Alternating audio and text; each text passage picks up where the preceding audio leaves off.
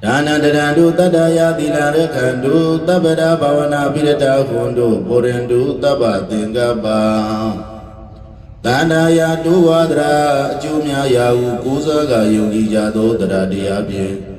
Dana Namyogena Dradabye Bia Ludan Dana Zwango Daume Dinanga Delama Panduro Gandu Di Watana Dayaga Utanchu Amubudo Gwedadi Zi Danaji Midazu Biadi Tadana Dayaga Gomyomi Midazu Bia Tadana Dayaga Goshuyu Midazu Mia Tadana Dayaga Gomya Mendu Midazu Ne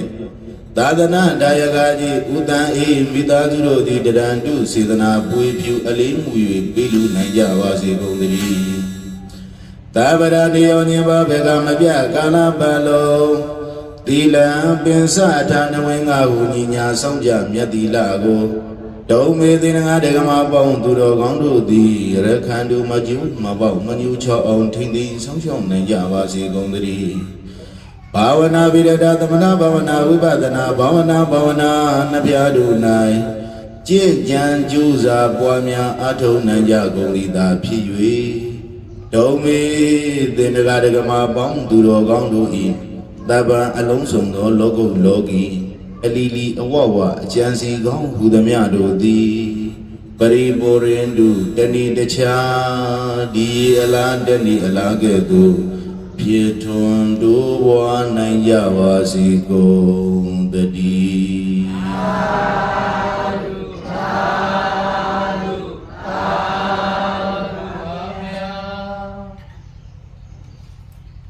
Midazu Nyago Yeni Swan Anu Modena Anu Modena One Miao de Zaga Naja Biame Azaga Naja Yaman O Ngado de Yeni Nazeta Jamiao Mazi Tadana Yeda Odingon Jodai Doadwe Mahadadi Badan Saya Wibadana Lubidia Sagam Waji Dwendia Wendialu Adodo Mujago Yogi about Durogandu and Nizwan Dana Saga Ludanjade, Ayungan Dana Saga Ludanjade, Ayungachu Ni Achu Saga Ludanjade, He Ludajamu Suzugo Durogandu Ye, and Modena, Wamiao de Kata, Pagatari. Oh, go to Kugu Lowy, Pia Video, Senza Nambu Yiji, Durogandu. Rajan Lee attention about the thing by the middle pigeon do Paya along to Roganji. Lee attention about the thing by the middle pigeon Paya along to Roganji ha, Pawabong and in Piale Yido Bido Buzore Aka, Maya, Nase, Pawabong allowed on Chatangia. What the Dan do the Bawadi Leshide, the Dan Shide, Bawadi Leshide. Daddy Alongo Lee attention about the day. Parami Pire, a chingani, yani a chingati, Pian Lebido, Durogandu, Yemyaswa, Paya, Pigu, Yaro, Mudi Bawagani. Lay at the Genegabata, Parami Pire, Calado, Bawabong, Miao Miazwago, Pian Lebido, Yed Buzoja, Bawabong, Naya Naze, Bawabong Balaude. Naya Naze, Bawa, Ma, Takudo Bawama. Dubaya along Goromiajiha, Baranadi, Biamarame, Membuze, see the Bawane, Bawago, Yadiade, Bebawane, Bawa Yadiade. Drogano, Ramudadizi, the Najim Midazudi, Dumia Sanamuna Tabuda, Yeswa Pia along Rogido, Bawabong, Naya Naze, see the Bawane, Badogadi, Shatiade. Paya long to Rogangia, Naya, Nazedo, Bawadi, go Piatani, Akama, Takudo, Bawama, Durogando, ye, see the Bawane, Bawago, Yeti, Yadi. Edo see the Bawane, Yeti, Yado, Namegado, Maharata, Namega Baduredo. Oh, Maharata, see the Lord Dumaleve, Yili, the Aushide, the Yili Gado, Sula Rata, Yili Namabaduredo. Tazo ye Maharatane, Surarata, Durogandu, Yigu Banayam. Oh, Bayalong Durogandia, Maharata, Gome Bawane, Durogandu, ye Bisimia, Young, Pauga, Yene, Bawago, Yadia, the Lube. တရက်သောအခါမှာညီကိုနှစ်ယောက်တိုင်ပင်ပြီးတော့သူတော်ကောင်းတို့ရေဩတို့မြကုံသွဲထွက်ကြရအောင်ညီလေးရေရောင်းစရာပစ္စည်းများရောင်းရအောင်နဲ့ကုံသွဲရောင်းဖို့ရန်အတွက်ညီကိုနှစ်ယောက်တိုင်ပင်ပြီးတော့ဗာရာဏသီမြို့ကတွေဂင်္ဂါမြစ်ကိုဖြတ်လို့ကြီးလက်ဒေသဘက်ကိုရောင်းဝယ်ရေးထွက်ကြတယ်ဘယ်ဘက်ကိုထွက်တာလဲဘယ်မြစ်ကိုဖြတ်တာလဲဂင်္ဂါမြစ်ဖြတ်တော့သူတော်ကောင်းတို့ရေလေတံမန်လေးနဲ့ဖြတ်ကြတာဘာလေးနဲ့ဖြတ်ကြတာလေတံမန်လေးနဲ့ဖြတ်လို့ဂင်္ဂါမြစ်တစ်ပတ်ကန်းကကြီးရွာလေးစီမှာတို့သူတော်ကောင်းတွေရေရောင်းဝယ်ဖောက်ကွဲဖို့ရန်အတွက်ဖရာအလောင်းတော်ကြီးအမှုပြုတဲ့ညီကိုနှစ်ယောက်ဟာရောင်းဝယ်ဖောက်ကားဖို့ရန်အတွက်ကြည်လေဒေသကိုဆင်းလို့သူတော်ကောင်းတို့ရေစီးများရောင်းကြတယ်ရောင်းလိုက်တော့သူတော်ကောင်းတို့ရေရောင်းကောင်းလိုက်တာရောင်းကောင်းလိုက်တော့အဲ့ဒီတရက်ထဲမှာပဲပါလာတဲ့ပစ္စည်းမှန်သမျှအကုန်ရောင်းကုန်တယ်တဲ့ပစ္စည်းတွေရောင်းကုန်တဲ့အခါကျတော့အမြန်ငွေလေးရတယ်အသက်ပြား1000ရတယ်ဒီကမကြီးအသက်ပြား1000ရတယ်ဘယ်လောက်ရတာလဲအသက်ပြား1000ပါဗျာဩအဲ့ဒီခေတ်ကလားအသက်ပြား1000ဆိုတာနည်းတဲ့တန်ကြီးတော့မဟုတ်ဘူးသူတော်ကောင်းတွေဒါကြောင့်အသက်ပြား1000ရတဲ့အသက်ပြား1000တို့ကိုယနေ့ခေတ်လိုပတ်စံစကူတွေနဲ့လှုပ်ထားတဲ့အရွယ်မဟုတ်ဘဲနဲ့သူတော်ကောင်းတို့ရေဩဒင်္ဂါစီတွေနဲ့အထုပ်ကလေးနဲ့ထုတ်ထားရတာဘာလေးနဲ့ထုတ်ထားရတာအထုပ်ကလေးနဲ့ထုတ်ထားရတာဒါကြောင့်မလို့ညီကိုနှစ်ယောက်အာရဝန္တာနဲ့ပါလာတဲ့ပစ္စည်းမှန်သမျှအလုံးဟာသူတော်ကောင်းတို့ရေအကုန်ရောင်းထွက်သွားတာဖြစ်တဲ့အတွက်ရတဲ့အမြတ်ငွေလေးကအသက်ပြား1000နဲ့အဲ့ဒီအသက်ပြား1000ကိုအိတ်ကလေးတဲ့စူစီးပြီးတော့အထုပ်ကလေးထုတ်ထားပါဠိထုတ်ထားယရဏတုတ်ကလေးဒင်္ဂါတုတ်ကလေးအသက်ပြားတုတ်ကလေးထုတ်ပြီးတော့ညီကိုနှစ်ယောက်အာရဝန္တာနဲ့ပြန်လာလိုက်တာနည်းနည်းမိုးတော့အလင်းမရောက်ခင်ကလေးကသူတော်ကောင်းတို့ရေပါလာတဲ့ပစ္စည်းမှန်သမျှအကုန်ရောင်းကုန်သွားတာဖြစ်တဲ့အတွက်ညီကိုနှစ်ယောက်ပြန်လာကြတာဂင်္ဂါမြေပေးနာရောက်တော့လေသားမန်ကြီးကနေ့လေကျော်မှပြန်ဆွဲလိမယ်တဲ့ကဲခုလို9နာရီ10နာရီလောက်သူတော်ကောင်းတွေလေသားမန်ကမရှိတော့ဘူးမရှိတော့တာဖြစ်တဲ့အတွက်ဂင်္ဂါမြေကိုဖျက်ဖို့ရန်အတွက်ဗာရာဏသီကိုပြန်ဖို့ရန်အတွက်သူတော်ကောင်းတို့ရေညနေ4နာရီဒီမှလေကလာမှကဲညနေဘယ်နာရီဒီမှလဲညနေ4နာရီဒီအချိန်မှနေဆောင်မှသာလည်းရင်လေတမန်ဒီပြန်ထွက်မှဖြစ်တဲ့အတွက်လေစိတ်မှာညီကိုနှစ်ယောက်ထိုင်ပြီးတော့ပါလာတဲ့ထမင်းတုပ်ကလေးတွေဝင်ထမင်းတုပ်ကလေးတွေစားကြတာထမင်းစားပြီးတဲ့အခါကျတော့မဟာရထလို့ခေါ်တဲ့ဖရာအလောင်းသူတော်ကောင်းကြီးကထမင်းစားပြီးသွားတဲ့အခါပကံထဲမှာကြံနေတဲ့ထမင်းဘူးထဲမှာကြံနေတဲ့ထမင်းအကျွဲကြံတွေကိုတဲ့သူတော်ကောင်းတို့ကြီးဂင်္ဂါမြစ်ထဲရှိနေတဲ့ငါးတွေကိုငါးစာသွားကျွေးတာဘာသွားကျွေးတာလဲကဲတော့ဒီနေရာမှာသူတော်ကောင်းတို့ရေဖရာလောင်းသူတော်ကောင်းကြီးငါးစာသွားကျွေးတယ်ပူတဲ့ထမင်းလေးတွေပေါ့ထမင်းကြံရင်ကြံလေးတွေရေတဲ့ကိုပြစ်ချလို့ငါးလေးတွေသုံးဆောင်မှဆိုပြီးတော့ငါးတွေကိုသွားပြီးတော့ကျွေးတယ်ကျွေးရင်လည်းမှသူတော်ကောင်းတို့ရေဒီနေရာမှာကျွေးပြီးသွားတဲ့အခါမှာဆူလာရတ္တမဟာရတ္တလို့ခေါ်တဲ့မဟာရတ္တလို့ခေါ်တဲ့ဘုရားအလောင်းသူတော်ကောင်းကြီးကငါးတွေကိုအစာကျွေးပြီးတော့အမြပြီးဝိတယ်တဲ့ကဲဂင်္ဂါမြေကိုဆုံးရှုံးနေတဲ့ဂင်္ဂါမြေဆောင်နှံမြေဆောင်နှံကြီးခမညာယနေ့ငါးတွေကိုကျွေးရတဲ့ကုသိုလ်ကောင်းမှု၏အဖို့ဘာကကိုဂင်္ဂါဆောင်ဒီဂင်္ဂါမြေကိုဆုံးရှုံးနေတဲ့နတ်မင်းကြီးဟာအမြပြီးဝိပါတယ်အမြယူတော်မူပါတဲ့ကဲဘာလို့တာလဲအမြဝေးတာနော်ဒီနေရာလေးမှာတို့တွေလုတ်ပုံလုတ်ပြီးလေးသိဖို့သင်ခန်းစာယူရအဲ့တော့မဟာရတ္တဘုရားလောင်းသူတော်ကောင်းကြီးဟာပူရှမ်းနေတဲ့ဓမင်းနဲ့ဟင်းလေးတွေကိုငါးစာသွားကျွေးတာတဲ့သူတော်ကောင်းတို့ရေတကူးတကလှုပ်เสียရလားမဟုတ်ဘူးနော်တကူးတကလှုပ်เสียရမဟုတ်ဘူးဒါကြောင့်မို့လို့ဓမင်းဘူးရဲ့ကြံနေတဲ့ဓမင်းတုတ်တဲ့ကြံနေတဲ့ဟင်းကြံဓမင်းကြံတွေကိုငါးစာကြွားသွေးငါးစာသွားကျွေးရင်းနဲ့မှသူတော်ကောင်းတွေရေပြုသမျှကုသိုလ်ကောင်းမှု၏အဖို့ဘာကဂင်္ဂါမြေကိုဆောင်းရှောက်နေတဲ့မြေဆောင်နဲ့အကုသိုလ်အမြဝေငှပါတယ်သာဓုခေါ်ပါဆိုတော့အမြပြီးဝေလိုက်တဲ့ခဏမှာဂင်္ဂါမြေကိုဆောင်းရှောက်နေတဲ့နတ်မင်းကြီးကလည်းပဲငါအတွက်ကုသိုလ်အမြဝေနေပါလားကဲသာဓုခေါ်ပါတယ်သာဓုခေါ်ပါတယ်မဟာရတ္တပြီးတဲ့မဟာရတ္တကုံတဲ့ကြီးပေးတဲ့မဟာရတ္တဈေးတဲ့ကြီးပေးတဲ့ကုသိုလ်အမြကိုဝမ်းမြောက်မှုပေါ်သာဓုခေါ်ပါတယ်တဲ့သာဓုခေါ်လိုက်တဲ့ကသူတော်ကောင်းတို့ကြီး နတ်မြစ်ဆောင်နတ်ကြီးရဲ့ဗိမာန်ဟာအရင်ထက်ပိုအယောင်တောက်သွားတယ်အရင်ထက်ဘာဖြစ်သွားလဲအယောင်ပိုတောက်သွားတယ်လို့မြစ်ဆောင်နတ်ကဗိမာန်ကလည်းပဲအရင်ထက်ပိုကြီးသွားတယ်တဲ့ကဲဘာဖြစ်သွားတာလဲသူတော်ကောင်းတို့ရဲ့ဗိမာန်ကြီးကြီးပြီးတော့အယောင်တွေထွက်သွားတော့ကျေးဇူးတင်လိုက်တာကြီးစံဒီမြစ်ကိုကူးခတ်နေတာနေ့စဉ်နဲ့အမျှလူရာပေါင်းများစွာလူထောင်ပေါင်းများစွာငါကိုဒီလိုဘသူမှကုသိုလ်အမျှမပေးဘူးငါဗိမာန်ကြီးကြီးကျယ်သွားသလိုငါဗိမာန်ကြီးအယောင်ထွက်သွားတာဒါဘသူကျေးဇူးလဲလို့မေးရင်ဒီကုံတဲ့အကိုကြီးဖြစ်တဲ့မဟာရထရဲ့ကျေးဇူးဘသူကျေးဇူးတဲ့မဟာရထကျေးဇူးပါဗျာမြစ်ဆောင်နတ်ကြီးကကျေးဇူးတင်လိုက်တာဒါပေမဲ့ညီဖြစ်တဲ့ဆူလာရထကတော့စပြီးတော့သူတော်ကောင်းတို့ရေပိုက်တင်းပြီးဖြစ်တဲ့အတွက်အိပ်ပြီးတဲ့စပြီးတော့မလုပ်ဘူးအိပ်တာပဲဟိုကတော့တခေါနဲ့အိပ်တာအကိုဖြစ်သူလှုပ်သွားတဲ့စနစ်ကလေးကိုသူတော်ကောင်းတို့ရေဒီနေရာမှာဖယားအလောင်းသူတော်ကောင်းကြီးလှုပ်သွားတဲ့စနစ်ကလေးတိတ်တံမိုးရှိတာ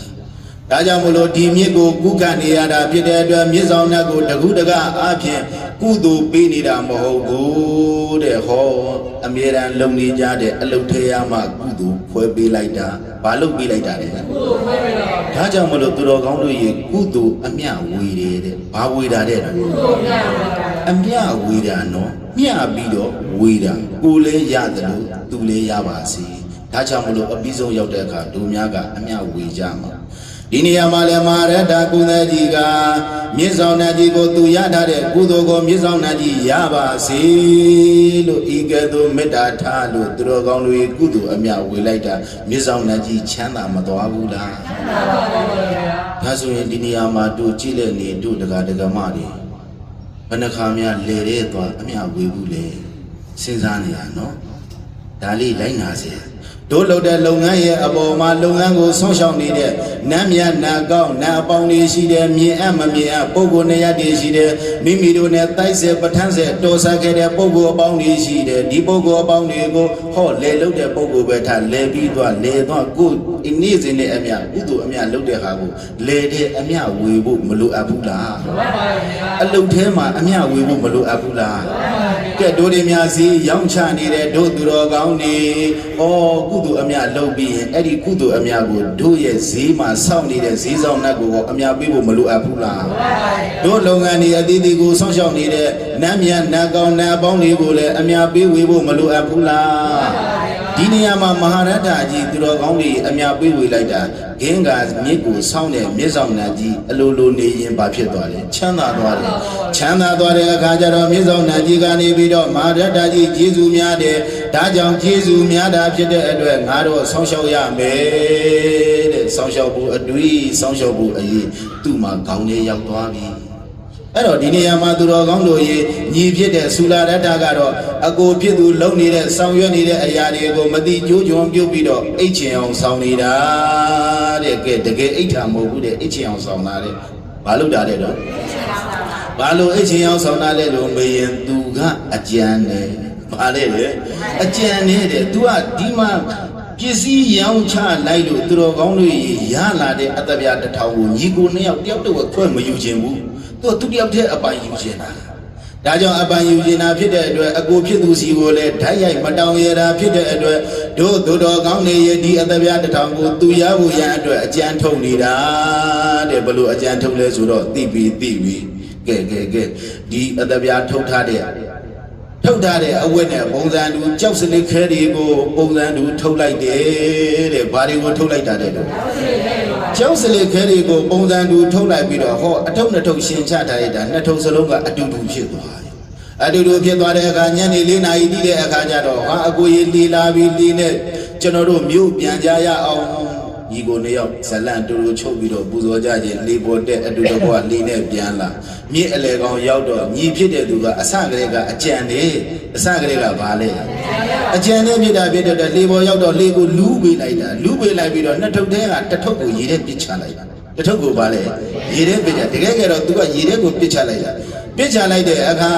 ညီဖြစ်တဲ့ပုဂ္ဂိုလ်ကအကိုဖြစ်သူကိုဝမ်းနဲ့ပလက်နဲ့အကိုရေလီခုနကလူးသွားတာဖြစ်တဲ့အတွက်ကျွန်တော်တို့ရောင်းချလာတဲ့အတ္တပြထုတ်ကတော့ရေထဲကျသွားပြီတဲ့ကဲလှုပ်ပုံများညီကိုအရင်တော့သူတော်ကောင်းလို့တစိမ့်ဆိုရင်ပြောတော့ပြောပေါ်ရမရှိဘူး အဲ့တော့ရေတဲ့ကြသွားပြီးပါလာတဲ့အတပြားတစ်ထုပ်ရေတဲ့ကြသွားတာဖြစ်တဲ့အတွက်ကျွန်တော်တို့တော့အတပြားမရှိတော့ဘူးတကယ်ကတော့ तू ကထင်တာပေါ့ကြောက်စရိတ်ခကြီးကြသွားပြီးထင်တာဒါကြောင့်မလို့ဒီနေရာမှာသူတော်ကောင်းတို့ရေအတပြားထုပ်ရေအောက်ကျသွားပြီဆိုတော့လေအကိုဖြစ်သူကတော့ညီလေးရဲ့ခုတစ်ခေါက်အစင်မပြေရင်နောက်တစ်ခေါက်အစင်ပြေမှာပေါ့တဲ့ဘယ်လိုပြောတာလဲခုတစ်ခေါက်အစင်မပြေလို့ရှိရင်နောက်တစ်ခေါက်အစင်ပြေမှာပေါ့ညီလေးရေတဲ့ဘာမှအာမငယ်ပါနဲ့အကိုဖြစ်သူကြီးကတော့မသိရှာဘူးဒါကြောင့်ဒီလိုနဲ့ညီကိုနေရောက်အိမ်ပြန်ရောက်တဲ့အခါသူ့အိမ်ကိုအိမ်နဲ့အိမ်အောင်ရသားကြီးကြာနေတာဖြစ်တဲ့အတွက်စူလရထလို့ခေါ်တဲ့ညီငယ်ကအယဝန္တာနဲ့သူပါလာတဲ့အတပြားထုပ်ကိုဟန်ကြပြီးအတပြားကြောက်စလေကအထုပ်ကြီးကတော့ရေထဲကျသွားပြီငါပါလာတဲ့အထုပ်ကတော့ငါတယောက်တည်းအပိုင်ရပြီအိမ်ရောက်တဲ့အခါမှာတကားဒီပိတ်သူ့ဇနီးမယားခေါ်ပြီးတော့ကဲအထုပ်ဖြေလိုက်စမ်းဖြေလိုက်တဲ့အခါသူတော်ကောင်းလို့ရေအထုံးမှားသွားပြီဘာမှသွားတာရေအောက်ကိုချလိုက်တဲ့အထုပ်ကအတပြားအထုပ်အစေးတဲ့ပါလာတဲ့အထုပ်ကကြောက်စလေခဲပါလာတဲ့အထုပ်ကဘာခဲကြီးလဲကျောင်းစလေခဲကြီးပါလာတဲ့အခါကျတော့အဲ့ဒါမှယူကျုံမရဖြစ်ပြီးတော့သူတော်ကောင်းတို့ရေအဲ့ဒီနေရာမှာပဲစူလရထရင်ခွဲနာကြတေပွဲဝင်ရတယ်ဒါကြောင့်မလို့အလုံးသူတော်ကောင်းတွေဆူလိုက်ပါအာဟုသို့မှာလူရာမပီစိတ်မအေးရာ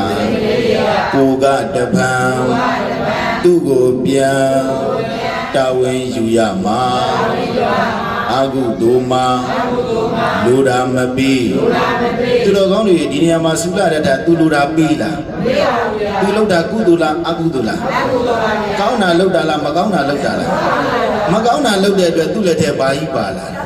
ကျောင်းစနေကဲတို့ကြီးပါလာတာဒါကြောင့်မလို့ဒီနေရာမှာရေအောင်ပြုတ်ကျသွားတဲ့အတပြားတစ်ထုပ်ကိုလည်းပဲသူတော်ကောင်းတွေရေမြစ်ဆောင်နတ်ကြီးကသိတယ်ငါရဲ့ကျေးဇူးရှင်ရဲ့ငွေတော့ပဲဒါကြောင့်ဒီအတပြားတစ်ထုပ်ငါမိတ်ဆွေဖြစ်တဲ့ပုဂ္ဂိုလ်ဆုံးရှုံးမှုမဖြစ်ရအောင်တဲ့မြစ်ထဲကငါးကြီးတကောင်ကိုပြုတ်ကျလာတဲ့အတပြားထုတ်ကိုငုံစီတယ်ငုံပြီးတော့ဒီငါးကြီးကိုသူတော်ကောင်းတို့ရေပိုက်ကွန်နေတာနေတဲ့တငါသေးလေးစီရောက်အောင်လို့တကူနဲ့ဖန်ဆင်းကသူတော်ကောင်းတို့ရေအဲ့ဒီငါးကြီးပိုက်ကွန်နေနဲ့မိလို့တငါသေးလေးလက်ထက်ရောက်တယ်တငါသတိလက်ထဲရောက်တော့ခုနကမြစ်ဆောင်နတ်ကြီးကလည်းကိုရောင်ဖန်ဆင်းလို့အဲ့ဒီငါးကြီးပိုက်ကမြို့ဘောကိုတက်ရောက်နေတဲ့ဟိုဘက်အိမ်က90ယူပါအောင်ဒီဘက်အိမ်က90ယူပါအောင်ဖက်ငါးကြီးကချောလိုက်တာအဲ့ဒီငါးကြီးဘယ်လောက်လဲမေးတယ်ပြောတော့အသပြား1009ပဲပါတဲ့ကြည့်ငါးတကောင်ဘယ်လောက်လဲတော့အသပြား1009ပဲတန်ပါတယ်ဆိုတော့ကတဲ့အသပြား1000တောင်တန်တဲ့ငါတခါမှမမြင်ဘူးတော့လူတွေဝိုင်းကြည့်ကြတယ်ဝိုင်းကြည့်ရတဲ့အခါသူတော်ကောင်းတို့ရေအသက်ပြား1009ပဲတန်တာဆိုတဲ့ငါဘယ်သူမှမဝယ်နိုင်ဘူးတဲ့ဝယ်နိုင်သေးရဲ့လားမဝယ်နိုင်တဲ့အခါမျိုးကိုလက်ပတ်ပြီးတော့ရောင်းလိုက်တဲ့အခါသူတော်ကောင်းတို့ရေဖယားအလောင်းသူတော်ကောင်းကြီးရဲ့အိမ်ရှိရောက်တော့ဖယားအလောင်းသူတော်ကောင်းကြီးကလည်းအဖိုးဘာဒီရောင်းတာလဲငါမီငါလာရောင်းတာကွက်ဒါဆိုလို့ရှိရင်အဲ့ဒီငါဘယ်လောက်ပေးရမလဲသူများတွေကိုတော့အသက်ပြား1009ပဲရောင်းနေတဲ့ငါတူယူမယ်ဆိုရင်တော့9ပဲပြီးပါဘယ်လောက်ပဲပြီးခိုင်းတာ9ပဲပြီးပါတဲ့ကဲအဲ့တော့သူတော်ကောင်းကြီးဖယားလောင်းသူတော်ကောင်းကြီးကဝတ္တကတန်ငါတဲ့အဖိုးကြီးစီကနေသူတော်ကောင်းလေးယူလာတဲ့ငါအိမ်ရောက်တဲ့အခါကျတော့ရင်ခွဲကြည့်လိုက်တာကဲအိမ်ရဖြစ်တဲ့မိမကောကဲငါလေးကန်ရအောင်ရင်ခွဲကြည့်တော့အထဲမှာသူ့ငွေတုတ်ပြန်ရတယ်ဘောနကအသပြားတစ်ထုပ်သူ့ရဲ့တစိတ်ခံပြီးသားအသပြားတစ်ထုပ်ပြန်ရတယ်ဟာတပတ်ဘလို့ဖြစ်တာလေဒါတိတ်ဆိုင်ဘူးလားဆိုတော့ဘောနကတငါသေးကကိုထင်ပြလို့ကောင်းကင်ဘုံမှာကိုထင်ပြလို့သူတော်ကောင်းတို့ရေဘောနကစကားလေးဆိုတာအလုံးရွတ်လိုက်ပါကုသိုလ်ကံဟာလူရာကိုပြီးစိတ်လေဤမှာသူကတပံကိုပြန်တာဝန်ယူလိမ့်မှာကုသိုလ်ကံဟာလူရာကိုပြီးသူတော်ကောင်းတို့ရေဖះအလောင်းကြီးလူရာမပြီးဘူးလားဘာကြောင့်ပြီးတာလဲကုသိုလ်ကပြီးတာဘာကြောင့်ပြီးတာလဲဆိုလိုက်ကုသိုလ်ကံဟာလူရာကိုပြီးစိတ်လေအေးမှာသူကတဖန်ကိုပြန်တာဝန်ယူလိမ့်မှာဣမံဓမ္မဒေသနာဣတရားဒေသနာတော်ကိုနားတဲ့အတိုင်းလေသိကြပါစေသိတဲ့အတိုင်းလေကျင့်ကြပါစေ ကျင့်တဲ့အတိုင်းလေဒုက္ခခတ်သိမ်းအင်းကြီးရာဖြစ်တဲ့မြတ်နိဗ္ဗာန်ကိုလင်းမြန်စွာမျက်မှောက်ပြုနိုင်ကြပါစေကုန်သတည်း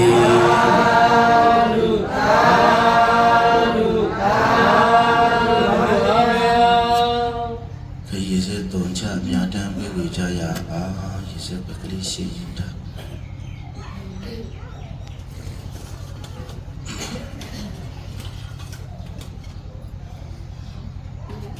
ရေစဲကွက်ကလေးကိုင်းတာရေစဲကွက်တဲ့ရှိတဲ့ရေအီချမ်းတကဲ့သို့တတ္တဝါတွေလည်းအီချမ်းပါစေအဲ့လိုအဓိဋ္ဌာန်တာရေစဲကွက်တဲ့ရေဘာဖြစ်လို့လဲအီချမ်းတကဲ့သို့တတ္တဝါတွေလည်းဘာဖြစ်ပါစေအီချမ်းပါစေလို့ဤကဲ့သို့အာယုန်ထကယနေ့ယခုပြုလို့တဲ့ကုသိုလ်ကောင်းမှုရဖို့ဘာကတတ္တဝါအနန္တဝေငှကြပါစို့ယနေ့ယခုပြုလို့ရသောကုသိုလ်ကောင်းမှုဤအဖို့ဘာကကိုကျေးဇူးကြီးမားမိဘများနဲ့ဆွေမျိုးညာတကာဆရာသမားအစရှိသောကျေးဇူးရှိသူပုဂ္ဂိုလ်အပေါင်းတို့အားကုသိုလ်အမြတ်ဝေငှပါ၏ကုသိုလ်အမြတ်ဝေငှပါ၏ကိုယ်ဆောင်နှင့်ကိုအစထား၍တတိတော်တို့ဤလုပ်ငန်းခွင်အသီးသီးကိုဆုံးရှုံးနေကြကုန်သောနတ်မြတ်နတ်ကောင်းနတ်အပေါင်းတို့အားကုသိုလ်အမြတ်ဝေငှပါ၏